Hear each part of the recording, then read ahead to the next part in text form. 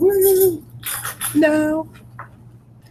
Okay, so I'm thinking of keeping it fairly like informal. This time I decided not to do like actual coding, just because I didn't feel like it, and that's one of the bigger reasons. And also because I think some of these principles can apply to like non like program language agnostic applications. So like if you could apply these principles to using Stata or using SAS or using Python or using whatever programming language is out there.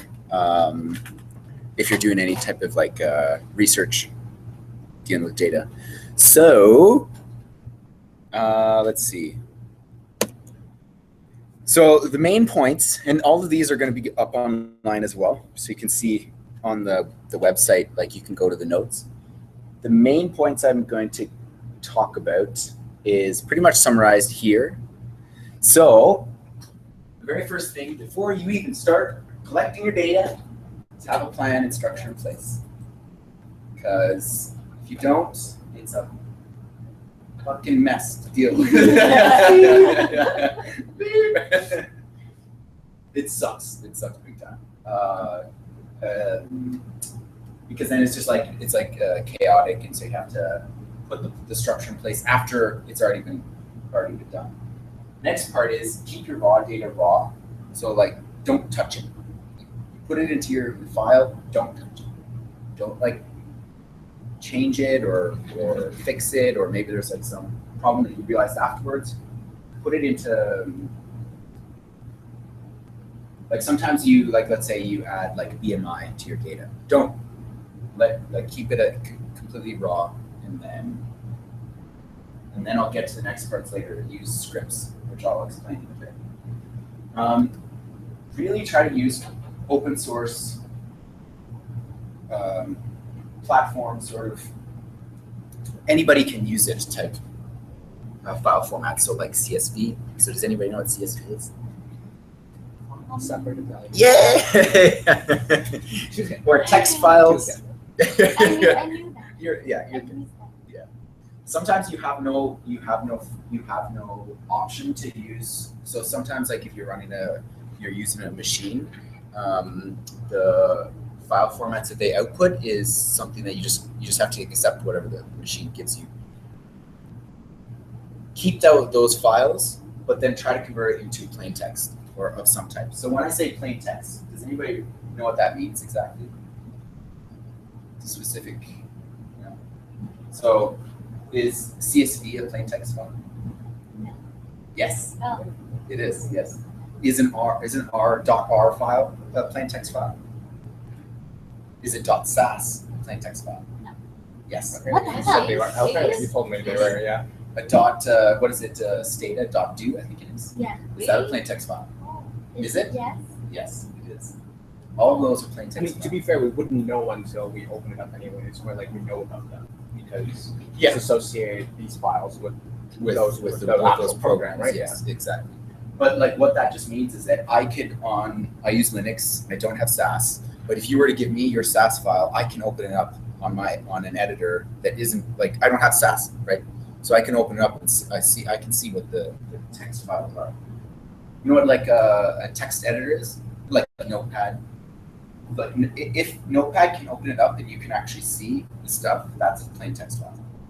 So all it is inside the file is just pure letters, numbers, characters, whatever. But that's it. So like a Word file tends to have other things inside, so it's not just a plain text file. Next one, and this is pretty important, use version control. So this is a huge topic in its own, and I'm not going to cover it too much. But version control basically will allow you to. I'm going to cover these a little bit. So the next one is scripts to process clean your data. So scripts are just like a .r file that does a specific thing, or a .sas file that does a specific thing. So when you run it top to bottom, it does something, and then there's like an end goal to that specific file. Stay away from spreadsheets. Spreadsheets are Generally, they try to predict what you're trying to do, and they almost always get it wrong. It's so annoying having to do that. And there's not really a whole lot of alternatives out there, which is unfortunate. Like if you were to open a CSV file in a spreadsheet, it'll try to like guess certain things, and so you often have to like, no, I wanted this specific way. Keeping data tidy, depending on what your specific project is, it might be useful to have like a master copy of your data somewhere, and then like for each of your manuscripts or whatever, then you just take a chunk of that master data and then put it inside of the manuscript folder or poster or whatever it is that you have. And then have a data dictionary. And that's actually another one that's pretty important. Is a data dictionary is just describes the data. So like metadata is the description of the data. Have that, sometimes it's a pain in the ass. So for example, if you have a variable that says blood protein, just trying to think of an example. Oh, like glucose. Glucose usually comes in two specific units, and you can tell easily enough from the values what the unit is.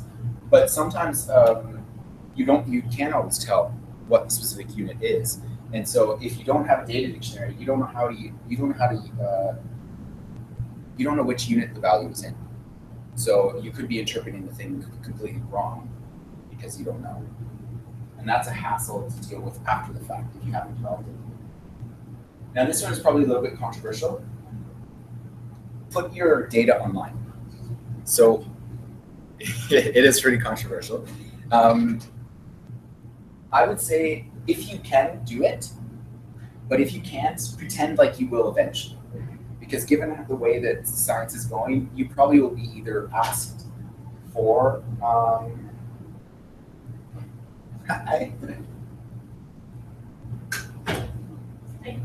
you probably will be asked for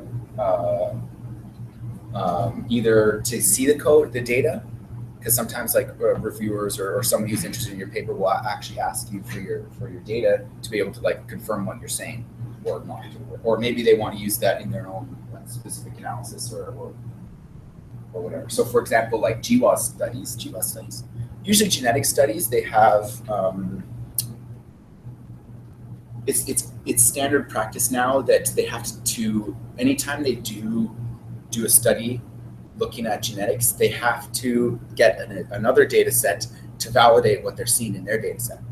So oftentimes data sets are shared all the time in genetics communities. So this is just the first slide. No coding today. Just to bring you up to speed. These are just the main points, and then I'll cover them one by one. Can something for point number 10. Can we do this actually when we have data from patients from the hospital? Yep. Can we do this? Depends on what your ethics thing says. If you put it in, like, you'll be surprised. It's identification. Yeah, as long as it's de-identified. So yeah, as long as it's it has to be de-identified. anonymized, Yeah. so it's de-identified. And normally, it's actually been more and more stressed now, because before we used to have things that were, so for example, when we took patient data a long time, maybe like 5 years ago, people used to write down all the information on one sheet. It would be their name, their home address, everything, and then they would also have like all these measurements that we're taking, and sometimes their ID number and things are all on the same sheet. Yep. And now our research ethics boards are really cracking down on it, and they're telling you that you always have to separate your pages. We even have screening questionnaires where it's just telephone screening, and we ask some questions as see if they're eligible for a study, and then at the last question we always ask, could we contact you more if we have future studies that you might be eligible for? If they said yes, we have to use a separate page to take down their contact information and things like that. That we'd be interested in. And so as long as your data is anonymized, technically it should be fine, because there's no way to actually link the person to the data that you have. But at the same time, it's just better to make sure with your research ethics boards and just to make sure that you are able to do this as well. So I have to include it in these similarities. Yeah, I think so. Yeah. And even just like within the consent form, just saying like we're going to be putting your data up online. is this really necessary? I mean, that I will try to put this because now I'm writing an RD and I will try to put this, but maybe they're gonna say why it's important and why I do this, and I have to explain why. The reason being, and I'll get to it a little bit more later on, but like reason being is this is the direction that science is going in. In order for studies to be like, so one problem of a lot of studies is like the reproducibility of it. So can you demonstrate that what you're saying you got, you actually did get from the data that you have? So that's why they're oftentimes they say like we really should be putting data and code out there so that people can take the code that you did run to present in your paper and run it on your data and to confirm that whatever you're saying in your paper is truly what you actually got. If that kind of makes sense, a little bit of like a there, but it is really important for making sure that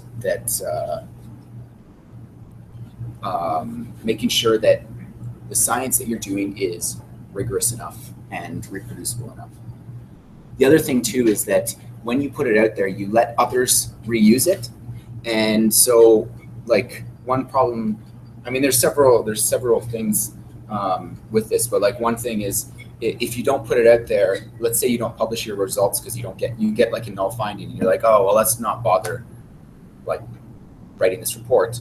At least you have the data out there so that somebody else can take that data without having to do their study and like run an analysis on it to see, like, let's say they have a similar question as what you didn't publish, and then they see, oh, actually there's nothing there. So then they don't go ahead and waste taxpayers' money, Yes, on something like that.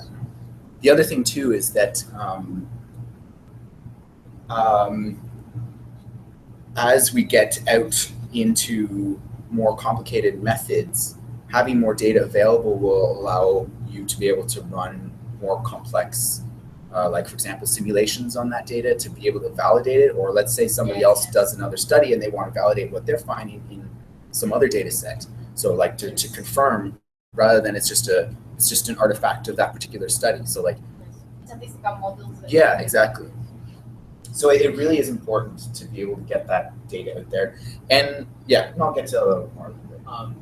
Let me add something. Yeah. Just the very important points, but it is an area of controversy, and it is going to be with intention. So you have to make sure that if you are planning to write that to your REB, that you talk it over with the supervisor as well. Make sure that they're on board with it. Yeah. They're okay with you saying these things, and even if they're not, you can try to convince them. Let them know these points. Like this is the direction where it's going. There are some journals that are starting to adopt the whole having to submit your data or provide the data that you're submitting to.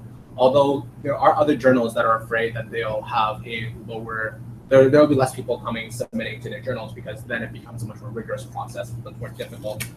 So there are some incentives. I think a lot of journals right now are doing it optionally and trying to make it sort of like they're incentivizing it so that maybe it could be a more expedited process or something else there. But at the moment I don't know, there might be one or two journals that are like mandatory where you have to provide the data, but most of the ones that are trying to do it now, I remember reading that it's optional at the moment, that they're trying to make so that sort of incentivizes them to actually do it. Yeah. But make sure the most important thing here is to make sure at first your supervisor is okay with it, that you can actually write it into your protocol. Unless you're the supervisor. Yeah, unless you're the supervisor, it doesn't matter. It doesn't matter, but yeah.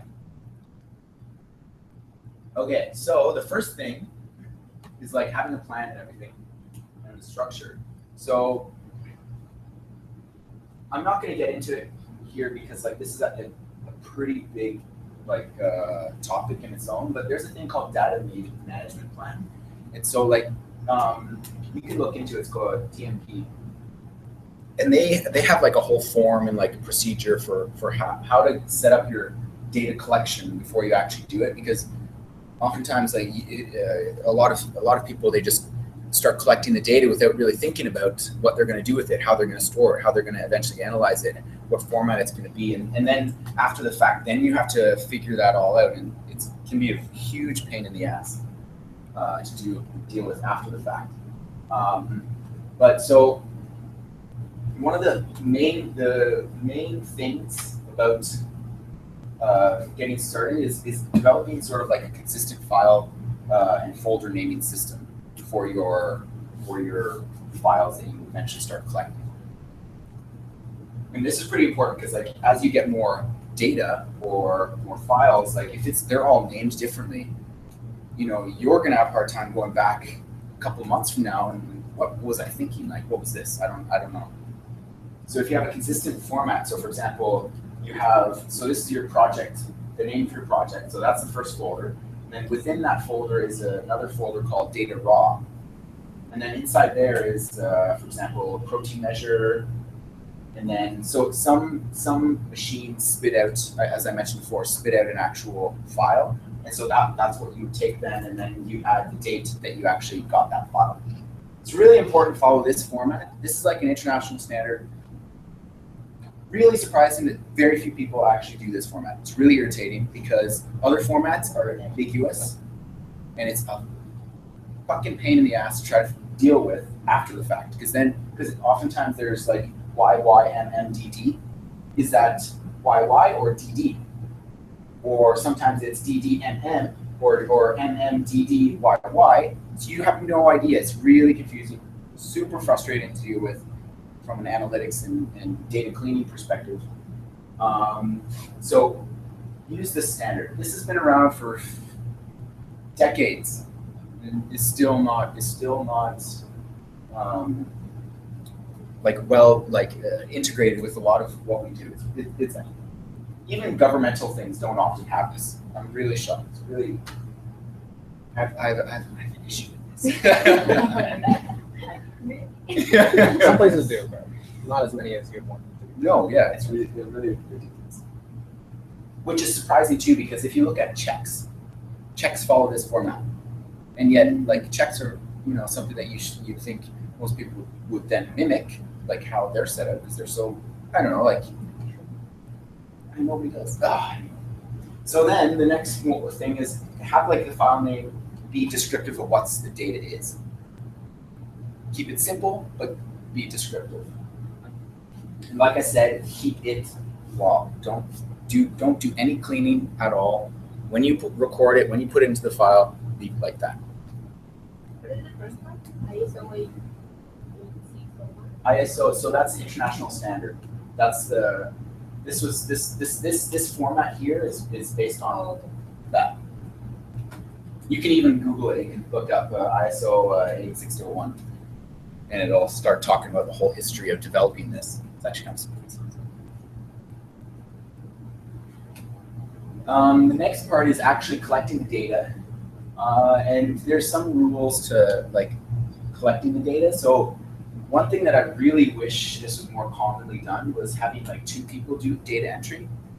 Because having just one person, you're going through and you type in stuff. You might forget, like you might just blank out and accidentally type in 100 or let me think, 500 kilograms for a body weight when it's actually 50. So then, I mean that's a excessive example because that's easy to fix because nobody realistically weighs that much. But at least if you have two people doing that, kind of like with the meta-analysis, you have two people checking to confirm that what they got was correct.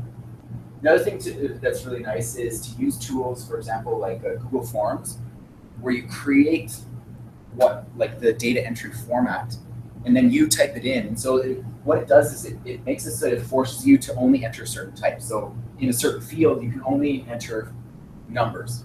So sometimes, like if you're putting it in an Excel spreadsheet, you might accidentally add like a quotation mark in front of the number, and all of a sudden that converts into a character, like a letter.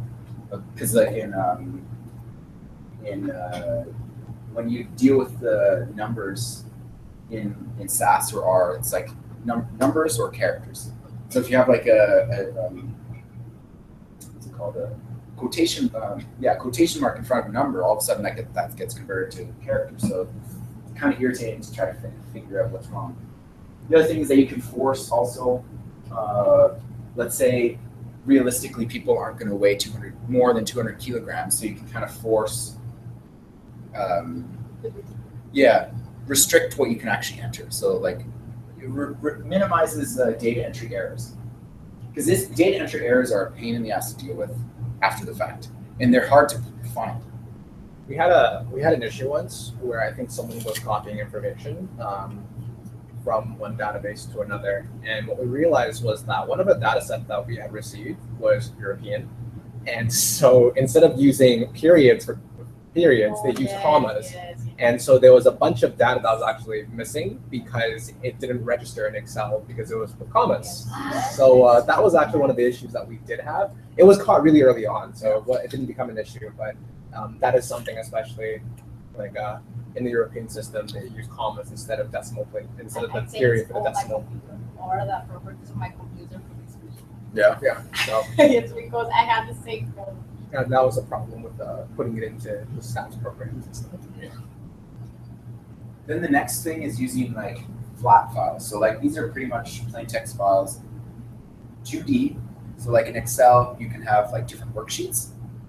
That's not 2D. That's multiple dimensions, right? 3 dimensions is like each sheet is another dimension. Is a dimension. It is a direction in the 3rd dimension. Does that make sense? Yeah. So 2-dimensional meaning you only have rows and you have columns, and that's it. And the reason why to do this is because these are easier to process from a machine perspective. And especially as you get like bigger data sets, you really want the machine to deal with it. So put it into a format that the machine can handle, and then flat files are what are recommended. And I would recommend using CSV because you can get the computer to be able to process it easier because it's a plain text file. You can send a plain text file to a Mac user, or are you a Windows user? Mm-hmm. So Windows user, Mac user, Linux user, all of us would be able to use a CSV file, but Excel, not necessarily. So I don't have Excel on my computer. So if you were to send me an Excel file, especially a version that I might not have, like I have an open source alternative, but like let's say Excel updates their software and that open source alternative no longer is the same, I can't really open the file that you just sent me. So this is about letting other people use your stuff. And always like the first row. Sometimes I see where they don't have the first row as like the variable names. And this can kind of be throw off, like from a machine perspective. I mean, it's not too hard to deal with, but the first row should really be just the column names. And then try to keep the variable names informative and also use camel case. I would recommend camel case. I mean, it's debatable about exactly what you want to use, but camel case is where the first letter is capitalized of a word, and then the next letter is also capitalized. So like fat intake, the F and I are capitalized.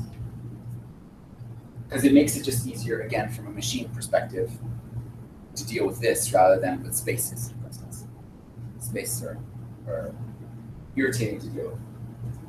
And then again, avoid spreadsheets as much as possible. There was recently a study that looked at how many, so this was from genetics, how many studies, how did it go? It was checking the number of errors that Excel. So have you ever seen like oftentimes this is in Elshavi's lab, they have like this RS long number, yeah. Sometimes in Excel will assume that means something else, and so it'll convert it to something else, and you don't see it. And only until later do you find out that was a problem. And so there was a study that found that there's about, I think it was 20% of genetic data sets have that error, like have that problem. So it's something that's easily avoidable by just not using spreadsheets. I wish I had an alternative though, because there's not a lot. And then yeah, again, international standard for data. Like I said before, keep the data raw, don't touch it, because this will prevent accidental deletion. Once you collect it and put it into the file, keep it there. If you do have errors later on, deal with it at a later point. There's this other concept called FAIR, and it means findable, accessible, interoperable, reusable. So this is relating to open data. The main thing specifically of what I'm talking about is like the accessibility and the interoperability. So if you use plain text files, that will be accessible and interoperable because everybody, like this is a good example in this room, everybody will be able to use those files. Not in XLS, definitely not Access. Don't ever use Access. It's so annoying, especially for somebody like me who has no Access like program. I can't do anything.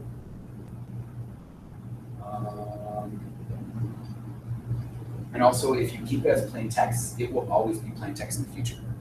Like, plain text has been around ever since computers came about. It's not going to go anywhere. It's the standard. Nobody's going to change that.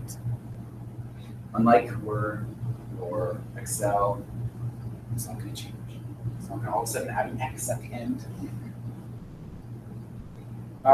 Keep it under version control. So I had mentioned this before. I would recommend using Git, but if like that's like a kind of a whole nother level. Like if you're starting from scratch, I would recommend starting to like put it under version control, like specifically Git. It's well known. It's increasing in popularity. If you know Git, you're probably like more likely to get have an easier time getting a job later in life because it's becoming more and more common. Or if you don't use Git, you can back up regularly. And then this is just like I had mentioned before, have a single master data set that you then copy like portions of it into your manuscript or manual.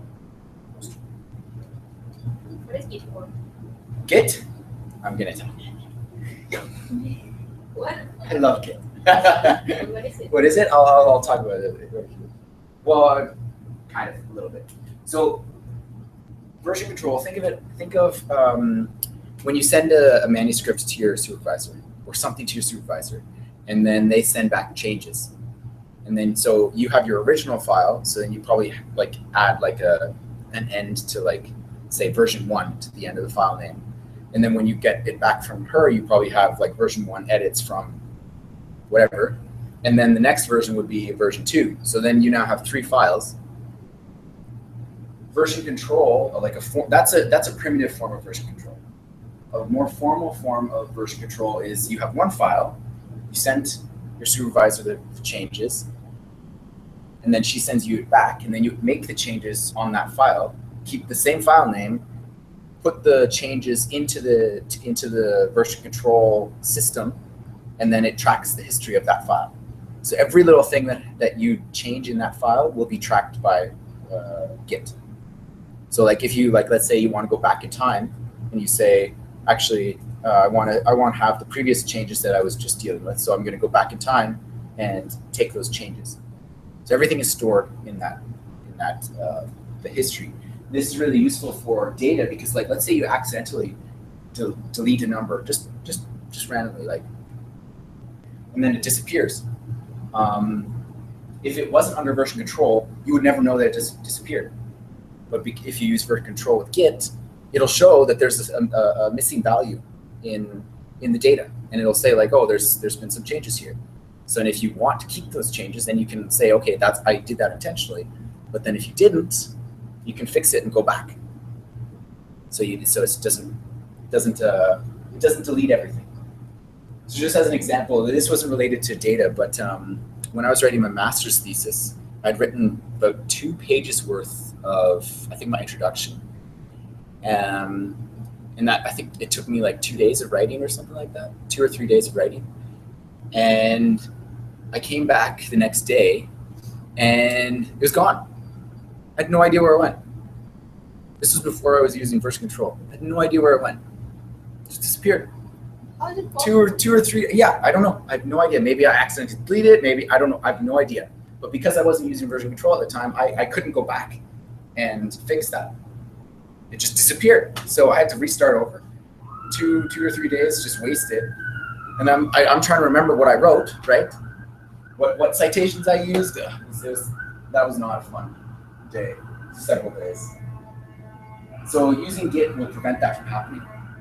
And I think it's pretty important for data because if data is your foundation for whatever you say you find.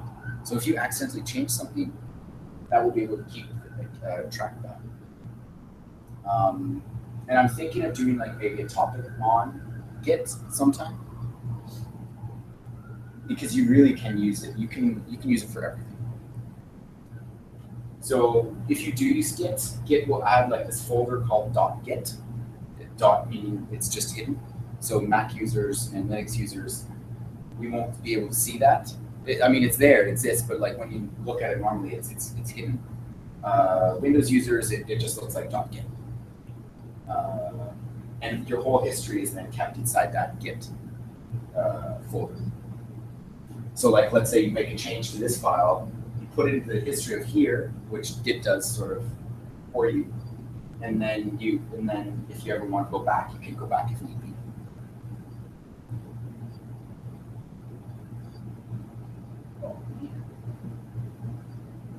So I mentioned about scripts. And a script is just a file. I think I said this already. What is a script? And what does it do? What does it contain? Yeah. It's code that does a specific thing. So in this case, you have your data raw, so the raw data that you have here, and then you use scripts to be able to take that raw data, clean it up, and then make it as your actual data that you then use. So you can't really see that here.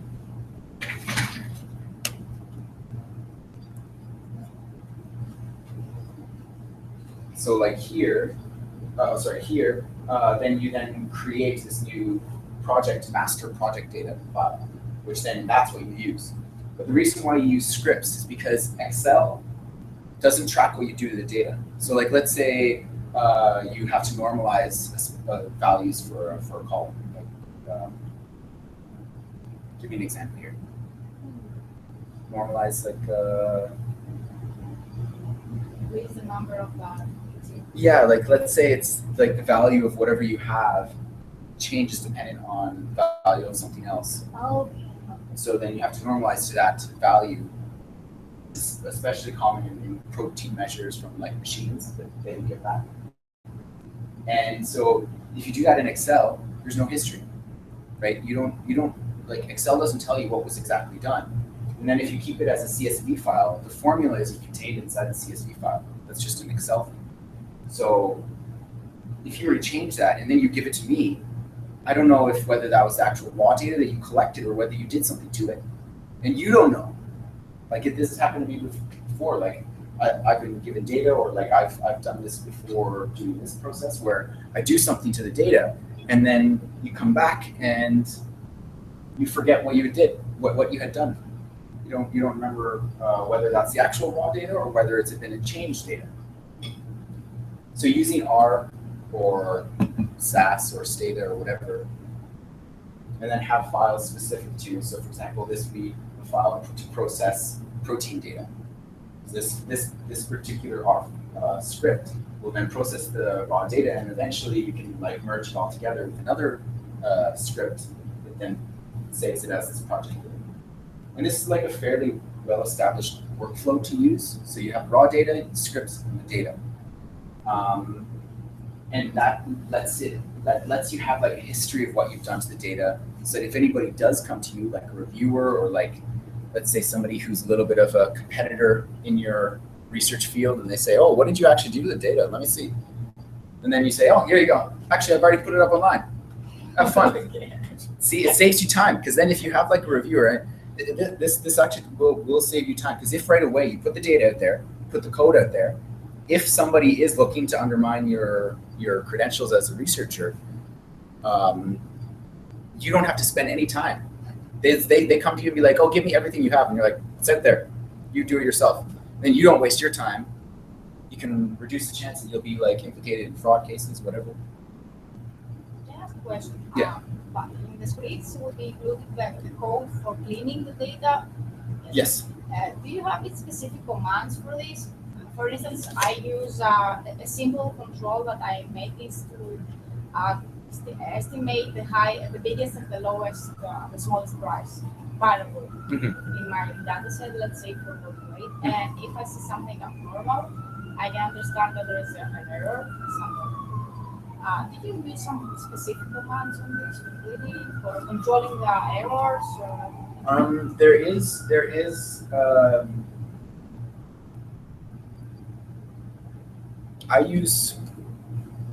several. There's a couple packages out there that let you do that. Okay. I think one of them is called Assert R. And so that would be able to tell you like if there's an actual problem with the data. The specific commands that I use, I'll probably end up doing a session on just like commands that will let you process the data. So just as an example, like Gila, she was collecting a bunch of, she had to measure a bunch of like protein values. She had like dozens and dozens of these files, and every single one she had to, like originally she was using Excel, the Excel way, the non-computer way, or the non-machine doing it for you way. And each time, like each file took her like 20 minutes. And she had dozens of them. Yeah, and so then I helped her develop like a script, and it took us maybe like an hour, and then it ran it all in like a second. So an hour of time that will take all of that and then do it for you, and then you have a history of what you've done, and you've saved yourself time. And then you can then reuse that, because then later on she had to remeasure some stuff, and so she didn't have to do anything different. She just had to rerun this file, and then it did it all for her. So it saved her a lot of time. She was like praising me. She's like, "Yeah, thank you." I was like, "Yeah, that's right."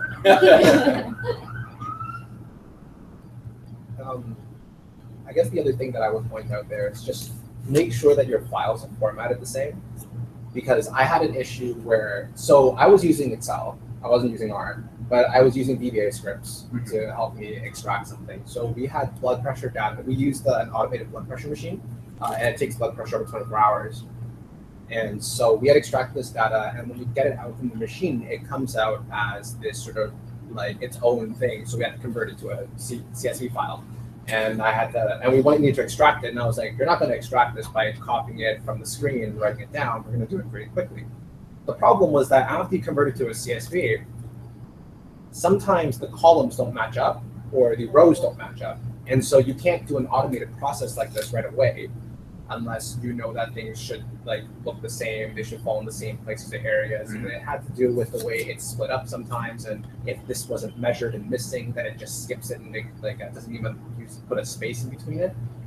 So I had a little bit of trouble with that, but we eventually it was only a few of them, so we reformatted them and then I just extracted all of them at once. So it wasn't that big of a deal. I think there probably are other workarounds other than just that, but the most simple way is just to like take every third row and every fourth row and put it into something else.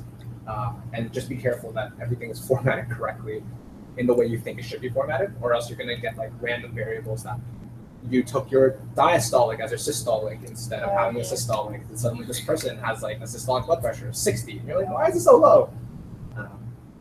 That's what I would say. Yeah.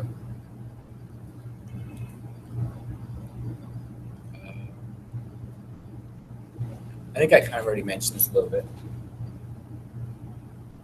When you're actually entering data yourself rather than from a machine, like from a machine, like make sure to have each column only be one single data type, so only numbers or only letters. Use informative column names.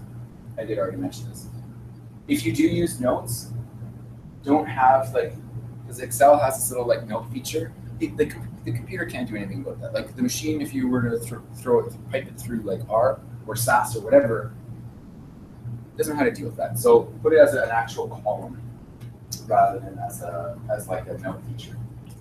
I've seen it done a couple of times, and you just think, what's the point? I can't do anything with that. I'm not going to look through hundreds of rows just to be able to check whether there's notes there. And then there's this concept of tidy.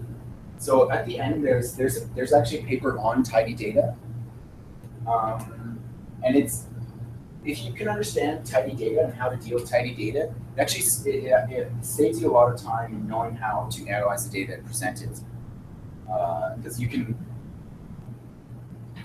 the way you set it up makes it easier to analyze it, and then especially like end up plotting it or visualizing it. So tidy data essentially is just each row is a specific observation at one time point, and each column is fairly unique. So like, not to use weight at 10, weight at 15, weight at 20, but rather use weight, a weight column, and an age column. So it's just 2 rather than have 2, 3, 4, or however many you might have. So this would be tidy versus not tidy, because it would violate this specific concept, is that each row would be an observation, so an individual at one time point. So just as an example, like let's say you have like a subject ID, like this is for like multiple blood draws. So you have subject 1, 1, 1, 1, 1, 2, 2, 2, 2, and then the time would be 1, 2, 3, 4, 5, and then the blood glucose at time 1, at time 2, at time 3, time 4, and so on. Actually, use the long format. What's that? Use the long format with not the width. Yeah, not wide. Yes, Yeah, long. not wide. Because this is easier analytically. This is easier to put in. So, like for example, you can put this into like a linear regression or something like, or like mixed models, where it would take into consideration the fact that there's X, but there's also the time and blood glucose. Because if it was in the wide format, you couldn't do that with the mixed models. It's also easy to split into a wide format if you really want it in wide. Yeah, it's Much really easier easy to to. split. It is really easy. In R, there's a single command that lets you split it. So, mouse. So another example would be if you were to take the brain. Only like an observation would be a single, like in this case, a mouse. You can only collect the brain once from a mouse. You can't collect it several times. Dead after that. So like they would have like 10 mice, but then 5 of them would be at the 10-week time point, and then another 5 would be at the 15-week time point. And then you'd have, the brain weight, whatever it is. I actually don't know brain weight of a mouse. I'm just guessing. Just made those numbers. Pretty smart. Yeah. Another one would be if it's cross-sectional, you have like participant ID, and it just goes like 1 to 10, and so on. So like weight, percent fat intake.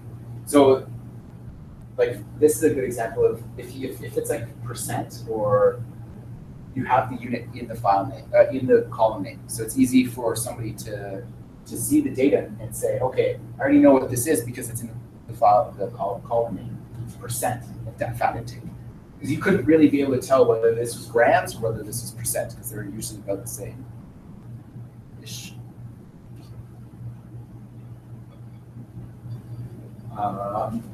Or if it's like a clinical trial where you measure multiple points on one individual. So participant ID, so you have 5 participants, and then you have 6 months, 12 months, blood pressure at each of those time points, and so on. And these are made up, so obviously going from like 25% to 50, I mean, I guess that's possible.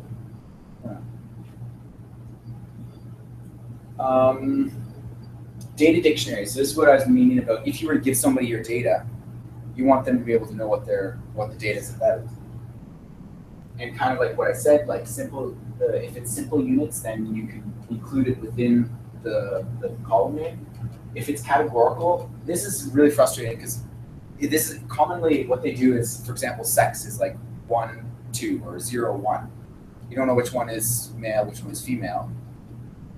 Why not just put it in as male and female, or female and male, or whatever it is, or ethnicity? Put it in as the actual value rather than having to try to guess what it is. Because it's very easy to convert these into numbers, but it's not easy to convert that into values. But if you do need to use data, like if this isn't enough, then you write up a data dictionary And that actually saves a lot of time later on, especially if somebody else is going to come on board with your project, or 6 months from now, you're going to look back and try to use like plain text again. I'm really like pushing for not like Word or anything like that. Look into Markdown. It's a really nice format for writing up things because you can convert Markdown into Word. It's like my manuscripts, everything I write in Markdown, and then when I send to Tony, I just convert it into Word, and then he does his changes and then sends me back, and then I write back in Markdown.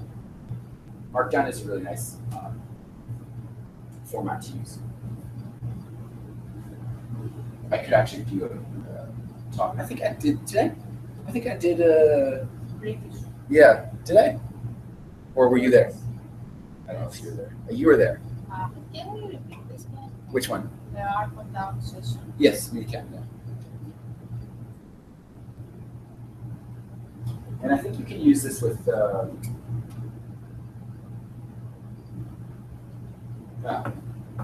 just go. Now I'm using not the node, the Mendeley. Yeah. And I would like to know if I can connect Mendeley. I think you can. I'm not sure, but I think you can. Like I'm not sure how to do it, but I'm pretty sure you can. And then so this consider putting your data online, or at least pretend like you will, because it again forces you to consider, like, be careful with the data. Somebody's going to look at it.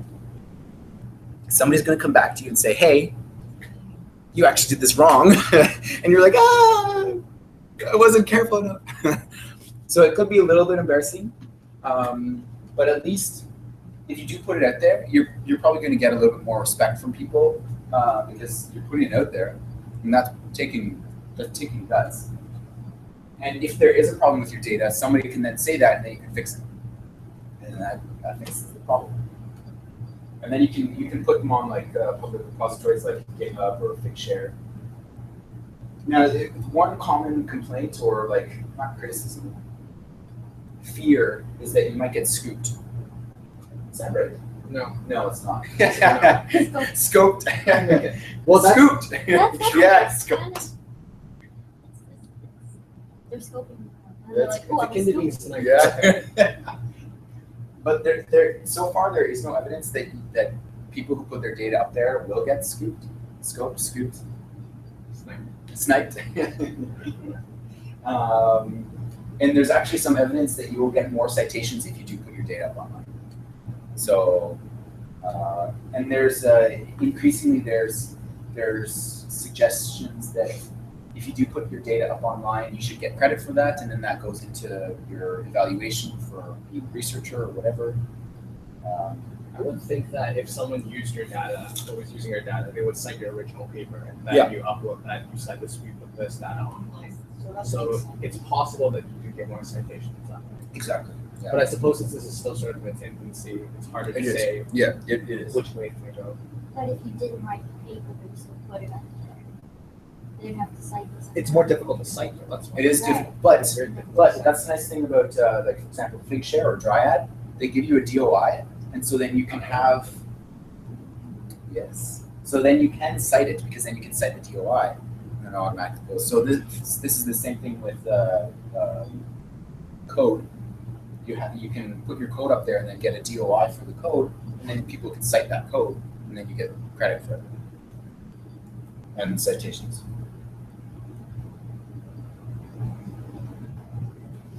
I think that's it. I think I already mentioned this. Just tidy data. If you use like the concept of tidy data, like it's easier to analyze, plot, and exploit data.